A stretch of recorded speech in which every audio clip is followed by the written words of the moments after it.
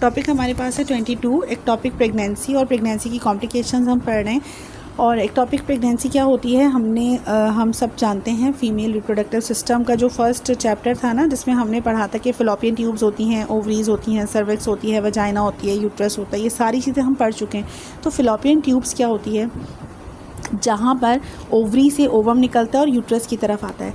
और हस्बैंड के साथ अगर रिलेशन हो और जो स्पर्म होता है उसका इन्फ्यूजन कहाँ पर होता है, यहीं फ़िलोपियन ट्यूब्स के अंदर होता है। यानी कि ओवरी से एग निकला और स्पर्म आया वजाइना के थ्रू यूट्रस से होता हुआ और वो गया फ़िलोपियन ट्यूब्स में, वहीं पर जाके ज़ाइगोट बनता है और वह ज़ाइगोट जो होता है फिर वो यूट्रस की तरफ आता है। लेकिन कभी कभार क्या होता है, किसी भी अननोन रीज़न की वजह से वो जो ज़ाइगोट है वहीं फ़िलोपियन ट्यूब में स्टक कर जाता है, वहीं पे स्टक हो जाता है, चिपक जाता है, रह जाता है और वहीं पे भी बढ़ना शुरू कर देता है।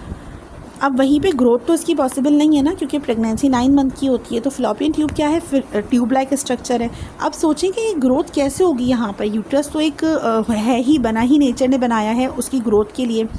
अब क्या होगा, ये जब बढ़ता है 8 हफ्ते 10 हफ्ते होते हैं तो ये वहीं पर जो ग्रोथ है, अब ट्यूब में कितनी टेंडेंसी है, ट्यूब में जितनी इलास्टिसिटी थी उसने तो सह लिया, लेकिन जब बच्चे ने फीटस ने बढ़ना शुरू किया तो वो ट्यूब रप्चर हो जाएगी, फट जाएगी, जिसके नतीजे में क्या होगा, ब्लीडिंग शुरू हो जाएगी।